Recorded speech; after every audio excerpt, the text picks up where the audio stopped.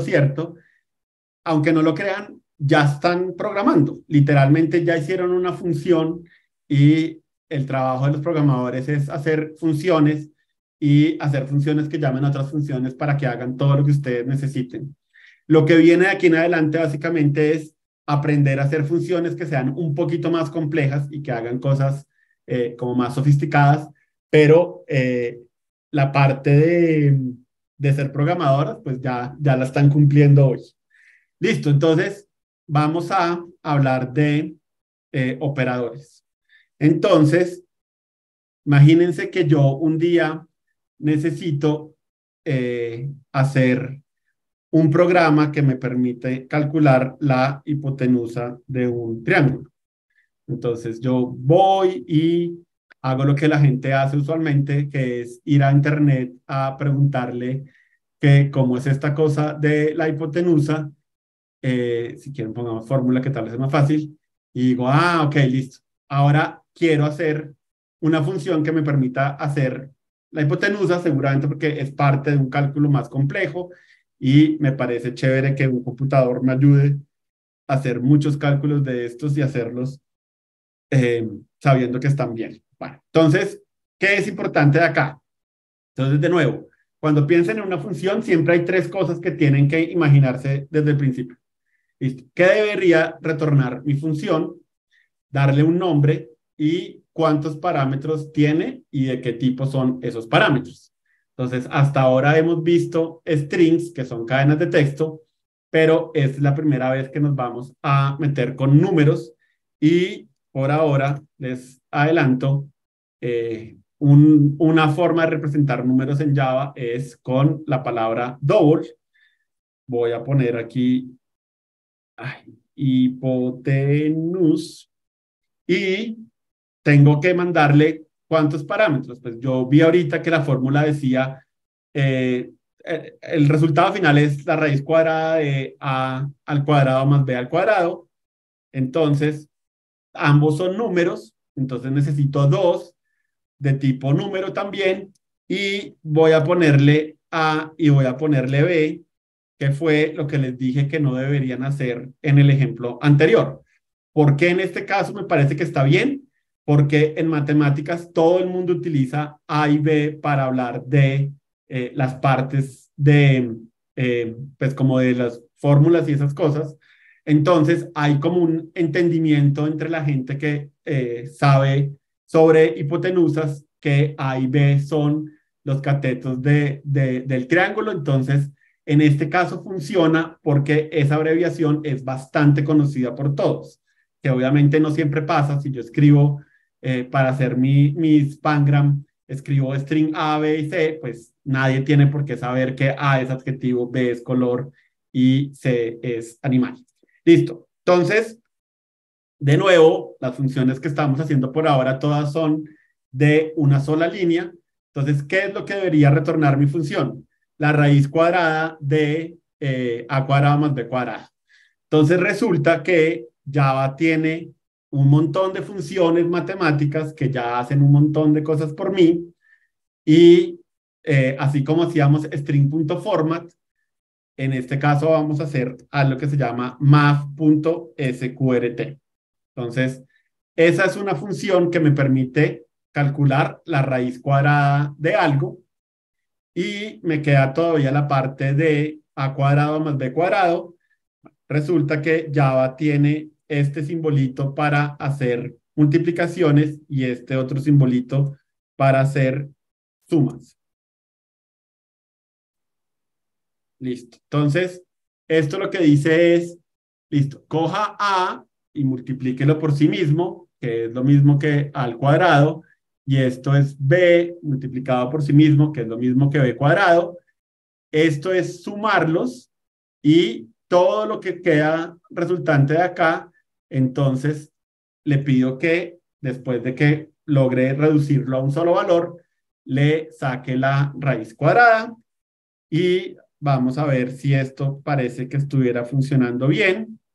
Entonces, el triángulo rectángulo más bonito que creo que yo conozco es el de 3, 4, 5 y efectivamente me devuelve que la hipotenusa es 5 y el otro que me sé de memoria es, si los dos catetos son 1, la diagonal es la raíz cuadrada de 1, sí, de 2, qué pena, y la raíz cuadrada de 2, uno más o menos se la sabe, es 1,41, 42 y pico. Listo, ahí al parecer estamos calculando bien la hipotenusa. Entonces, esto de acá se llaman operadores, ¿sí? Son símbolos que el lenguaje reconoce como una operación, y estos sí son funciones adicionales que tiene el lenguaje que nos permiten hacer pues operaciones adicionales que no tienen un simbolito como en este caso. Los paréntesis son una manera en que, así como nos enseñaron en el colegio, de ayudar a saber qué operación se debe hacer primero. Entonces, en este caso, yo sé que la A por A se tiene que hacer antes de la suma, y lo mismo de este lado.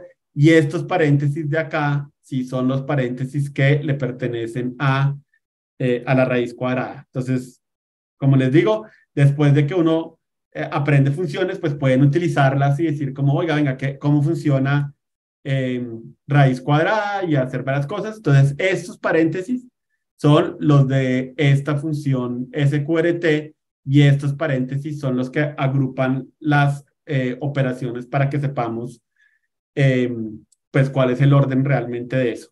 Una cosa muy importante es que miren que todos los números los estamos definiendo como decimales. Y eso es lo que representa double. Double es una forma en que yo puedo decirle a Java, ok, quiero utilizar un número real en mis cálculos. Un número real es lo mismo que un número decimal. Aleida, levantaste la mano, dime. Sí, una duda. Cuando llamas a mat.sqrt, ¿por qué solo le pones un parámetro? Esa es muy buena pregunta.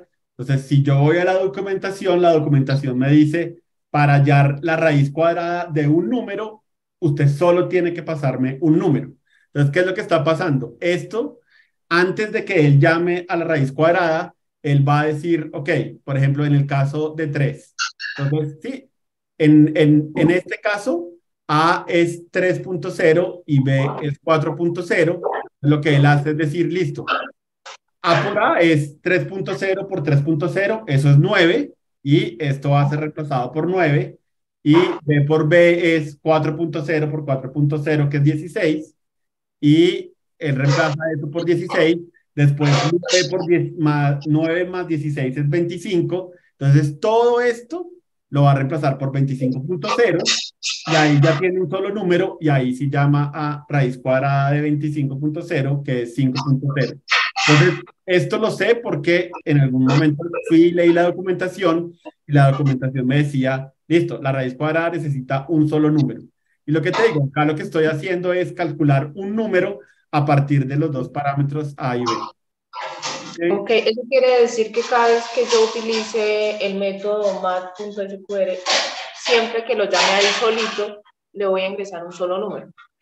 Es que aquí lo que estás haciendo es eso, ¿no? Porque finalmente él va a hacer todas las operaciones que ya le dije acá antes de que se lo pase a ese QRT. Si yo trato de pasarle a esto más, siempre me va a decir como, venga, no sé qué es esto. De hecho, mira que ahí más o menos me lo dice, ¿no? Me dice que no puede ser llamado de la manera en que lo hice. Él espera un double, pero le estoy mandando dos doubles, y me dice que eso no tiene sentido para él. Entonces, sí, siempre tiene que ser llamado con un solo número.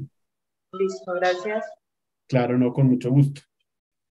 Listo, entonces, ese es nuestro primer acercamiento a funciones que hagan cosas que no sean strings. Entonces, resulta que esto que estamos pasando acá, o esto que estamos usando acá, al igual que strings, es algo que se llaman tipos de datos. Y de nuevo, los lenguajes son súper chéveres porque tenemos un montón de tipos de datos que ya están definidos y que ya los podemos utilizar, y él ya sabe cómo se utilizan y qué operaciones comunes hay entre ellos. ¿Sí? Entonces, hablemos de todos los tipos de datos que tenemos. Entonces, el más sencillo seguramente es char. char es algo que representa un carácter. Entonces, por ejemplo, yo puedo representar el carácter de la arroba y miren que esto, a diferencia de los strings, tiene una sola comilla y no las comillas dobles. Si yo trato de representar algo que claramente no es un carácter, él me regaña y me dice, eso no es un char, no me diga mentiras. Puedo ponerle dígito 1, ¿sí? Y en general, cualquier cosa que yo quiera representar como el dibujito, porque obviamente esto no es un número, ¿no? Esto es el dibujito 1, este es el dibujito de la arroba y bueno, cualquier cantidad de caracteres que yo pusiera. Entre otras cosas, esto también podría ser un emoji. Ya no me acuerdo si los emojis son strings o son caracteres, pero podrían ser emojis también, ¿sí? Pueden ser espacios. Sí, entonces, cualquier carácter que yo quiera representar, entonces el tipo de dato se llama char y la manera de representar valores con ellos es con comillas dobles. Entonces, las cosas, esto, como la manera en que yo represento valores, se llaman literales también en programación. Entonces, podemos decir que el literal de char son entre comillas dobles y el carácter que yo quiera representar ahí. Entonces, cuando hablamos de strings, básicamente lo que estamos hablando es de muchos char, ¿sí? Como una secuencia de char. Eso es un string, pero uno solo como tal se llama char. Listo. Después vienen unos que son un poco raros, la primera vez que yo los escuché, que son los booleans.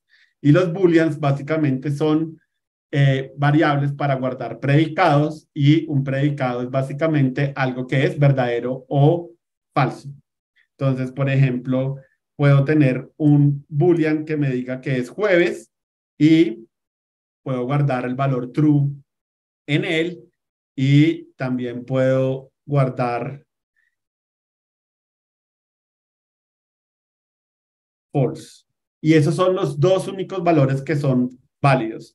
Si yo trato de usar hacer cosas así, me va a decir que este literal no concuerda con el tipo de dato boolean, ¿sí? Literalmente aquí me dice, ¿no? Int no puede ser convertido a un boolean. Entonces, con los booleans solo true y solo false. Listo. ¿Qué otra cosa puedo hacer? Puedo hacer ints, que era el que nos estaba diciendo acá. Entonces, no sé, digamos. Entonces, los ints, la forma más fácil de representarlos es simplemente con los dígitos del número que quiero representar. Y esto tiene, digamos, unas limitaciones en teoría, pero yo siento que para que uno arranque a programar pueden hacer de cuenta que pueden guardar cualquier tipo de número desde que no tenga decimales, ¿no? Eso es súper importante. Y solamente son números, pero números enteros, nada que tenga que ver con decimales. Y pueden ser, obviamente pueden ser cero y obviamente pueden ser negativos.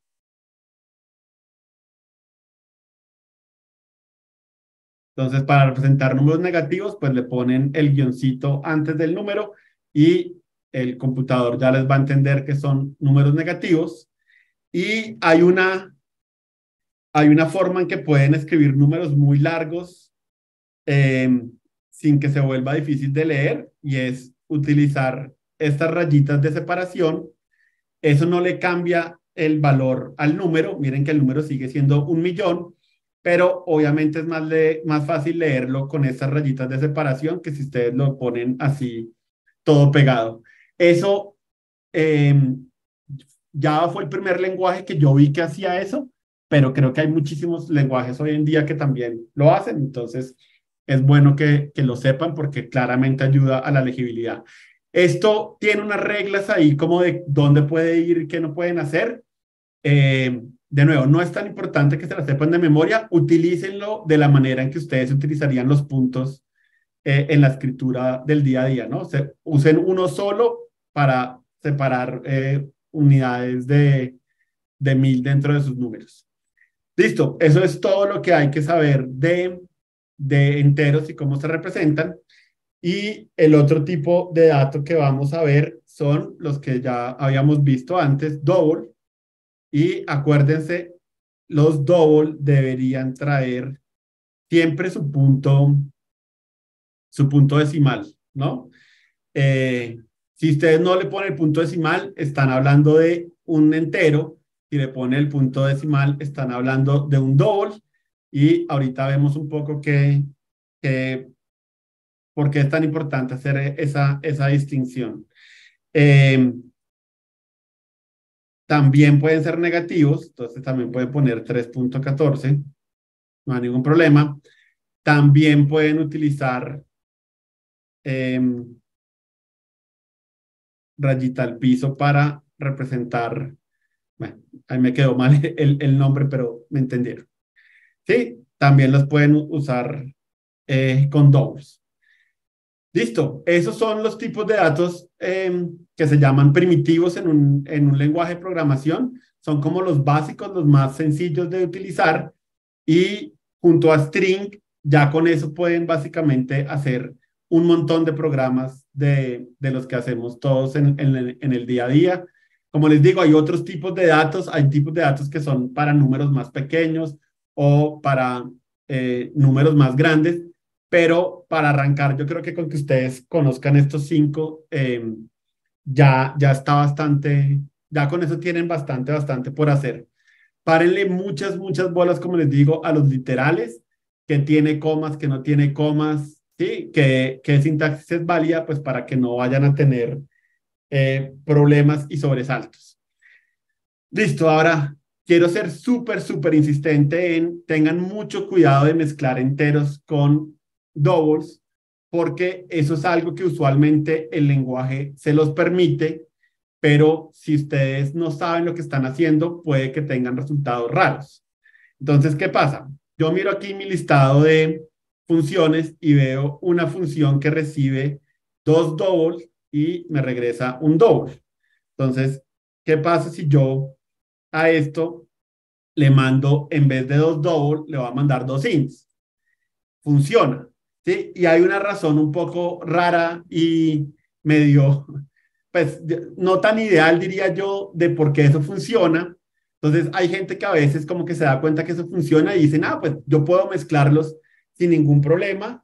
Y lo que les digo, si no tienen cuidado y no se dan cuenta de lo que están haciendo, eso puede tener bastantes problemas. Entonces, si la documentación dice, si la definición de la función dice que sean doubles, siempre utilicen doubles para estar tranquilos de que nunca va a pasar nada raro que después no puedan entender. ¿Mm?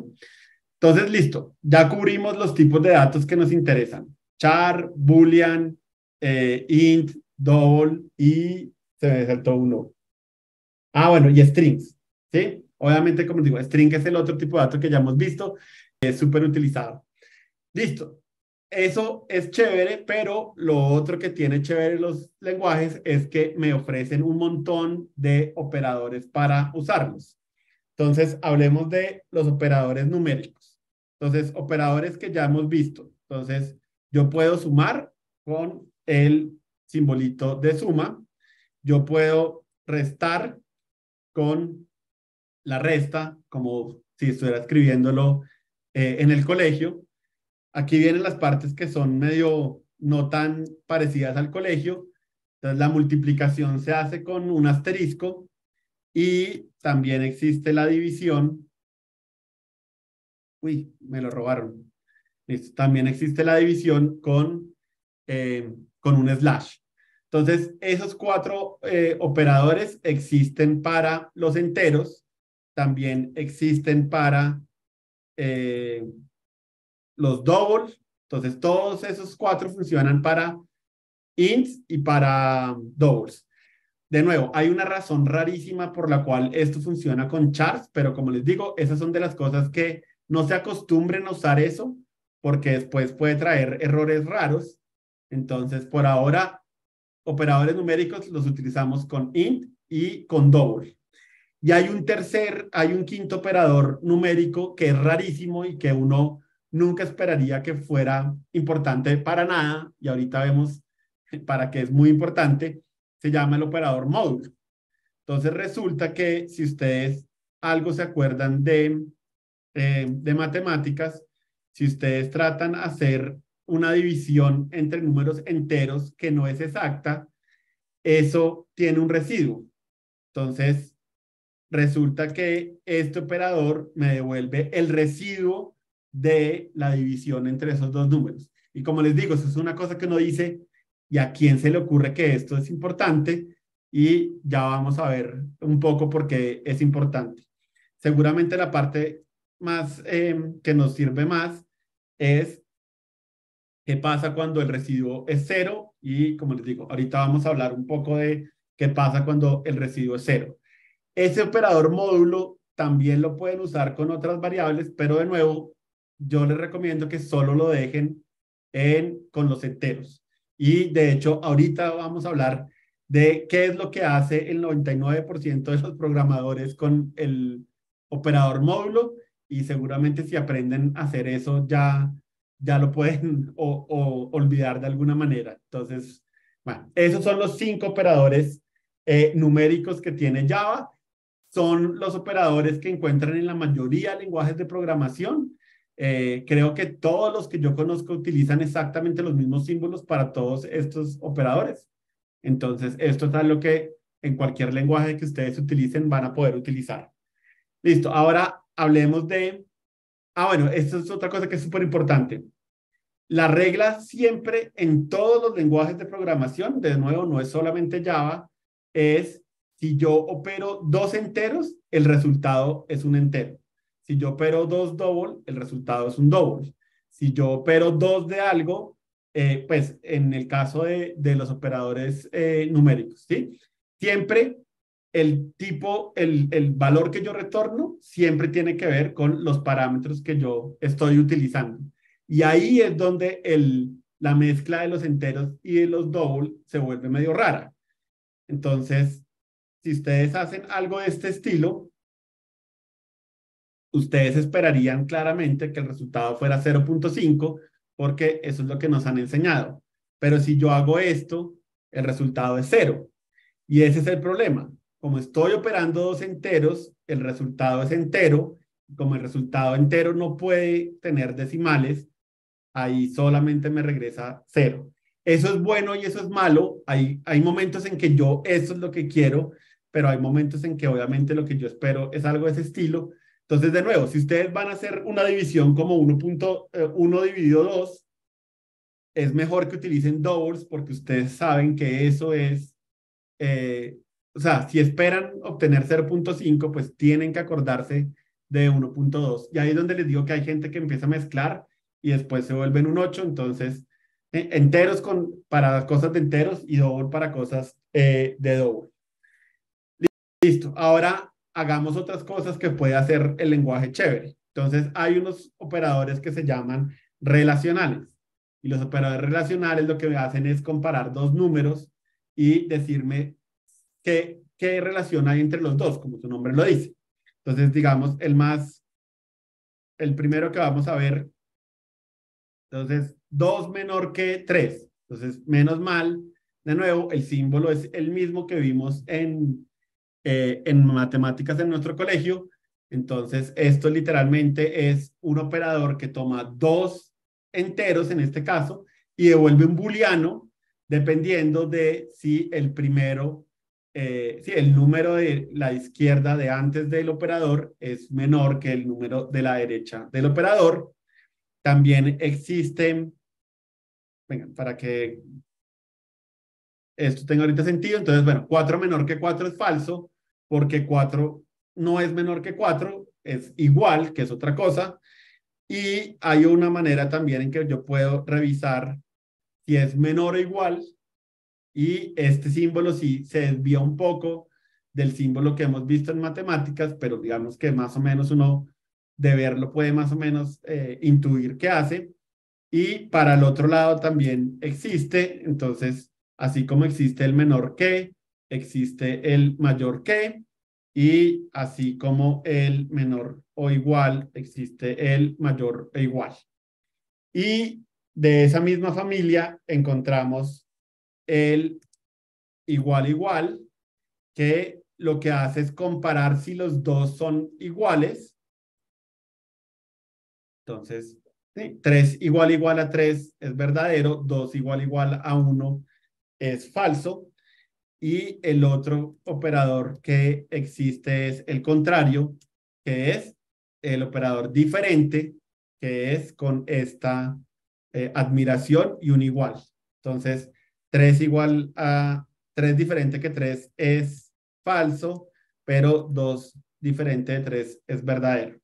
Entonces, de esa manera podemos comparar numeritos y como les digo, vamos a hacer bastantes ejercicios para que puedan poner un poco en práctica todo esto. Entonces, por ahora solamente acuérdense, existen operadores numéricos y relacionales que me permiten saber eso, como si uno es menor que otro, son iguales o son diferentes.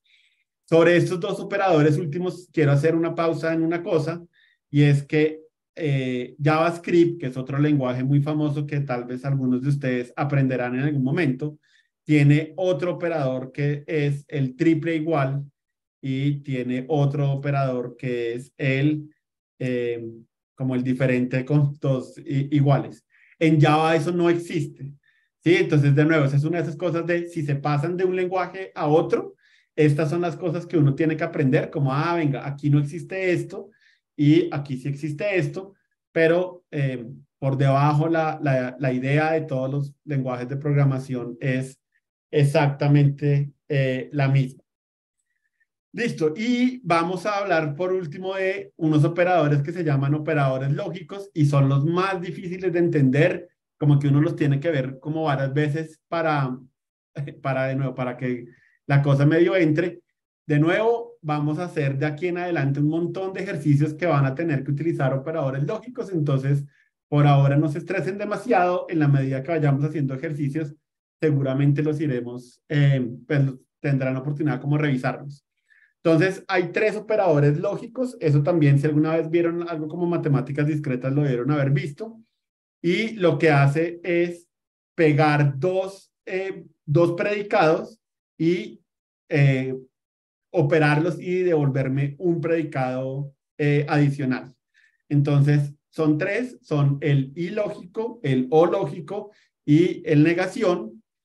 Y uno más o menos se medio aprende o revisa una cosa que se llaman las tablas de verdad. Entonces, ¿qué pasa con el ilógico? Entonces, si yo pregunto que si algo y algo son verdadero, entonces si ambos son verdaderos, pues el resultado es verdadero y pueden completar la tablita y ver qué pasa en todos los otros casos. Y como les digo, si esto les parece demasiado ñoño, tranquilos, ahorita vamos a hacer ejercicios para que esto se vuelva menos ñoño. Y además de el operador ilógico, entonces tengo el operador o lógico, que ninguno utiliza un símbolo que uno diga como, uy, claro, esto es claro. ¿Sí? Hay que aprender que ampersand es ilógico y la barra es el o lógico. Y de nuevo, pues uno puede tratar de mirar la tabla de verdad de ese operador y mirar qué pasa para cada una de las combinaciones válidas de esos dos. ¿Sí? Entonces, lo que le enseñan a uno en matemáticas discretas es, si usted utiliza y, eso solo es verdadero si ambos son verdaderos. Si para cualquier otro caso, pues todos son falsos. Y para el o lógico es al contrario. La única cosa que da falso es que ambos sean falsos.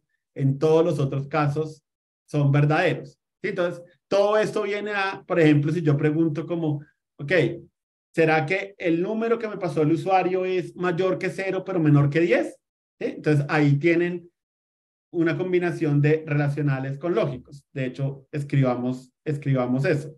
Entonces, por ejemplo, yo puedo preguntar, digamos que yo tengo una variable x que es igual a 5. Entonces, puedo preguntar, x es mayor que 0 y, epa, y además x es menor o igual a 9.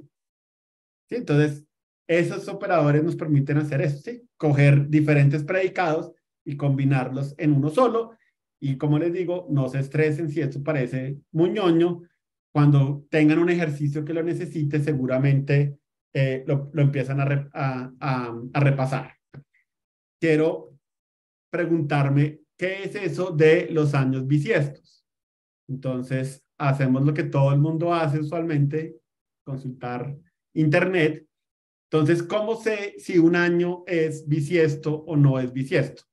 Entonces, por aquí dice, año bisiesto es el divisible entre 4, salvo que sea año secular, o sea, el último de cada siglo terminado en 00, en cuyo caso también ha de ser divisible entre 400.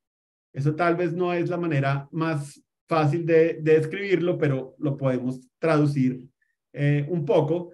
Entonces, los años bisiestos son divisibles por 4. Entonces, si yo lo divido por 4, pues eso tiene que ser, sí, debe haber un número que yo pueda multiplicar por 4 y me dé el año. O si yo lo divido por 4, el residuo debería ser 0, guiño, guiño. Ahorita vemos entonces cómo hacemos eso. Y esta parte simplemente significa que no pueden ser múltiplos de 100, porque los múltiplos de 100 son los que terminan en 00, a menos que sea múltiplo de 400. Entonces, miren que una cosa que es del día a día, es importante saber cuándo un año es bisiesto. Y porque es importante, imagínense que ustedes tengan un software bancario que calcula intereses o cosas de ese estilo y obviamente tiene que saber cuántos días o cuántos días hay en un año o en un mes.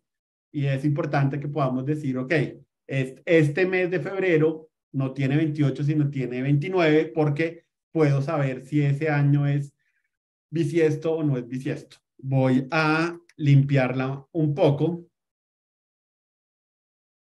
Listo. Entonces, queremos hacer una función que diga si un año es bisiesto o no es bisiesto. Pero esa función sabemos que va a depender de que yo pueda decir si un número es múltiplo o no de otro.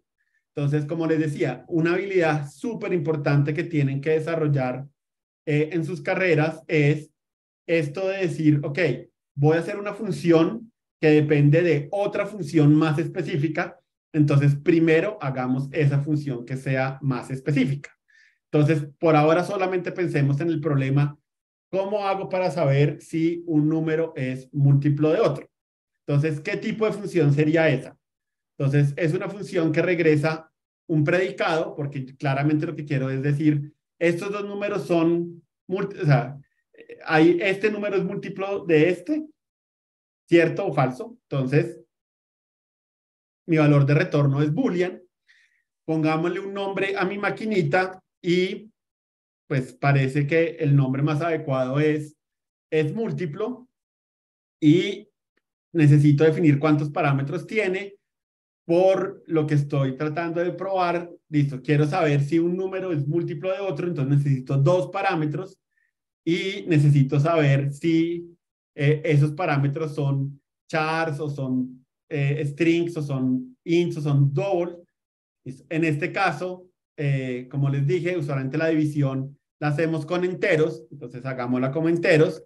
Y de nuevo, utilizo A y B porque en matemáticas A y B son nombres utilizados para cantidades conocidas. Entonces, son buenos nombres en el contexto de las matemáticas. Son pésimos nombres en el caso de los pangram, pero en el caso de las matemáticas son buenos nombres. Listo, entonces ahora, ¿cómo puedo hacer esta operación? ¿Cómo puedo implementar esta operación? Entonces, de nuevo, tengo que retornar un booleano. Necesito un operador que me devuelva un booleano. Y lo que necesito es saber si son, si A es múltiplo de B. Y ya habíamos dicho que el operador módulo solo tiene una razón de ser, que es esta. Saber si si un número es múltiplo de otro. Entonces yo puedo usar el operador módulo para saber cuál es el residuo de dividir A entre B. Y yo sé que ese residuo, cuando sea cero, significa que son múltiplos. Entonces lo voy a comparar con el valor cero. Y ahí ya tengo una función que me dice si dos números son, si un número es múltiplo de otro. ¿Hay alguien que tiene el micrófono abierto? Entonces, ¿tienen alguna pregunta o por favor, ciérrenlo? Dale, gracias. Listo. Entonces, por ejemplo, si yo le digo que si 4 es múltiplo de 2, me regresa que es verdadero. Si le pregunto que si 4 es múltiplo de 3, me dice que es falso. Y le pregunto que si 100 es múltiplo de 25, me dice verdadero. Bueno, y ahí podría preguntarle cualquier cantidad de cosas y bueno, ahí me va a decir si es verdadero o es falso. Listo. Estoy pendiente de manitas arriba si tienen alguna pregunta. Si no, entonces voy a seguir. Listo, ya tengo algo que me dice si algo es múltiplo o no. Entonces, de nuevo, devolvámonos a la definición de año bisiesto. Pero entonces, si quieren, para hacerlo fácil, hagamos algo primero.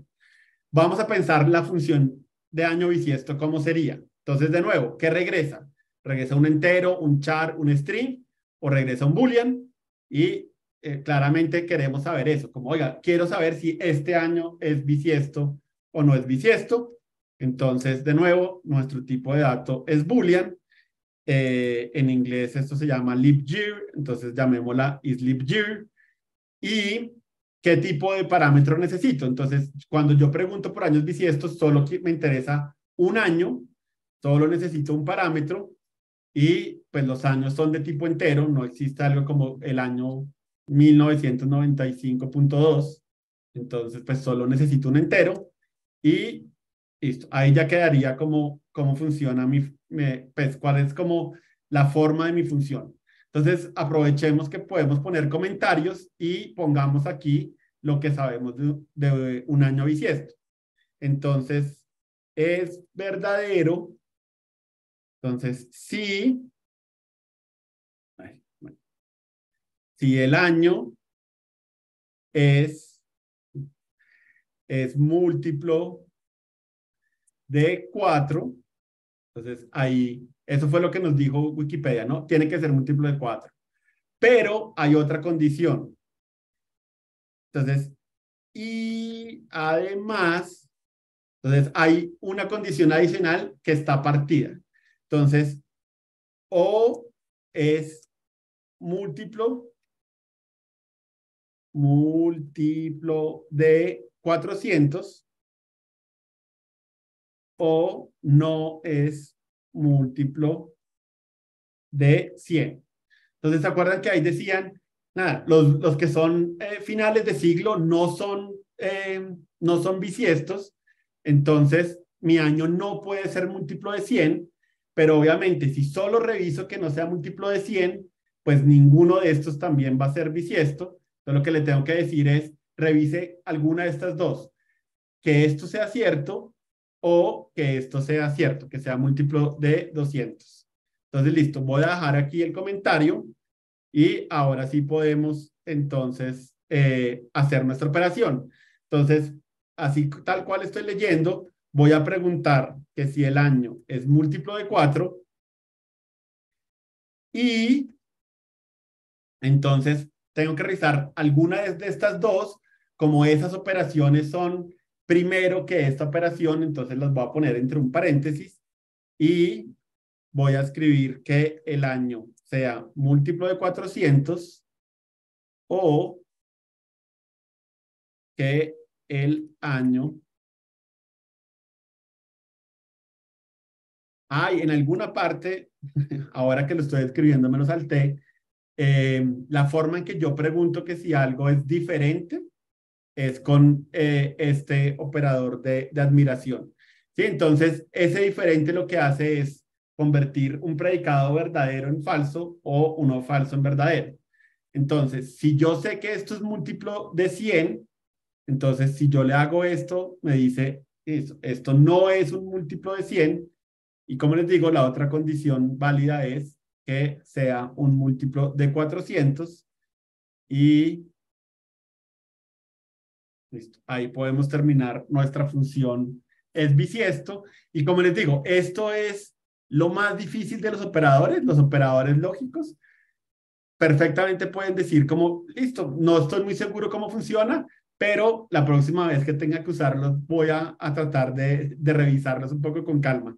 Pero bueno, ahora que hicimos eso, entonces podemos preguntar si el año 2000 es bisiesto, me dice que sí, el año 2001 me dice que no, 2002 me dice que no, 2003 me dice que no, 2004 me dice que sí, y el año 2024 va a ser bisiesto, sí, el próximo año es año bisiesto, y miremos el otro caso que es, ¿qué pasa si soy múltiplo de 400, pero también soy número múltiplo de 100? Y bueno, ahí me dice que es falso, ¿no?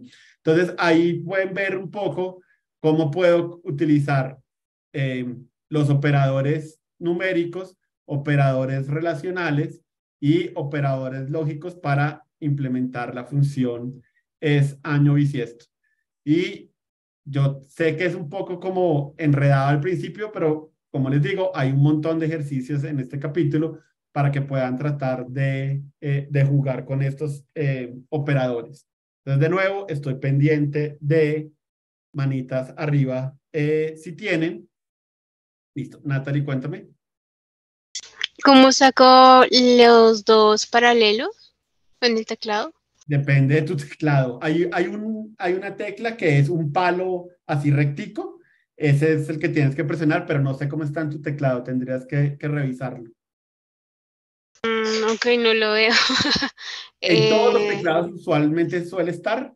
Sí, Mi teclado tiene número también, o sea, en el computador es un MSI. No sé. mira si está en el ALGR de 1, o sea, en la tecla que dice 1 a la derecha que hay. Sí, ya lo vi. Listo, gracias. No, tranquila. Sí, usualmente los lenguajes escogen caracteres que están más o menos accesibles en todos los computadores, entonces debería estar en todos los computadores que están utilizando.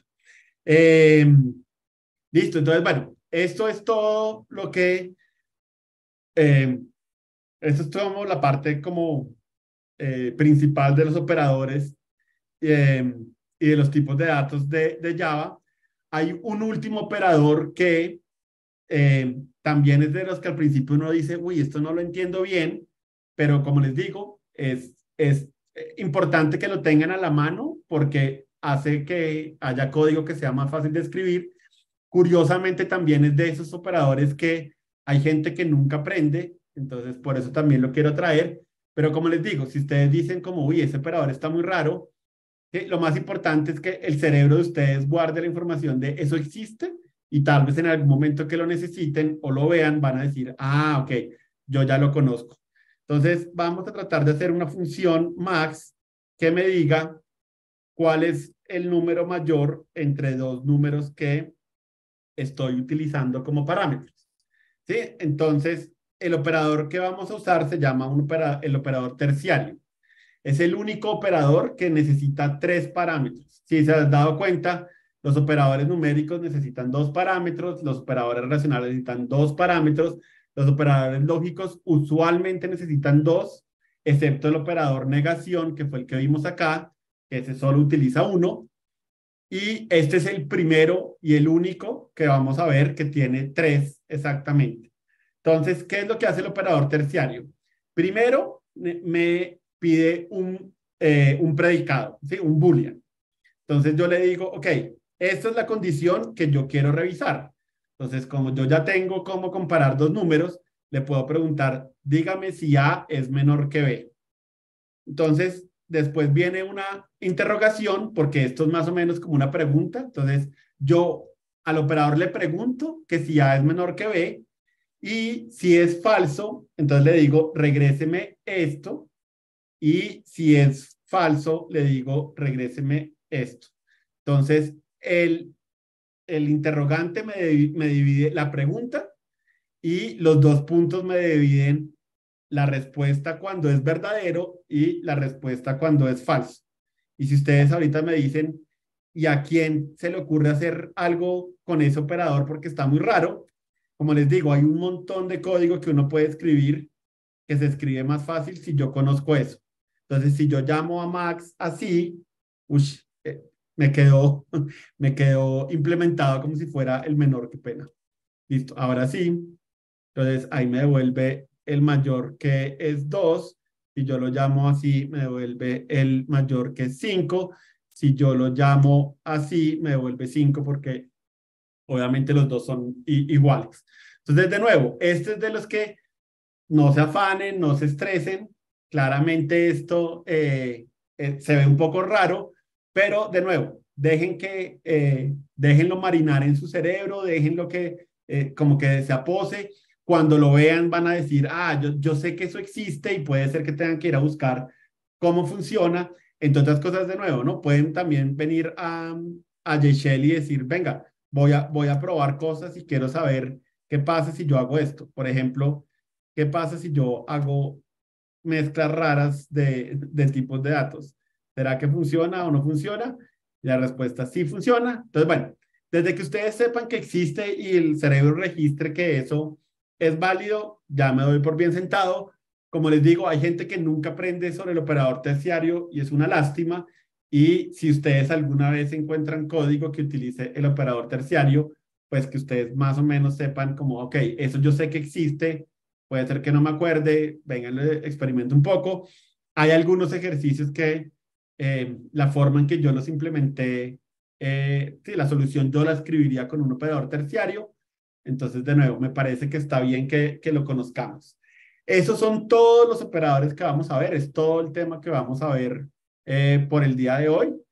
Como les digo, todo esto es un montón de información, pero en la medida que tengan ejercicios que tengan que hacer para poder poner eso en práctica, pues seguramente se les va a facilitar un poco.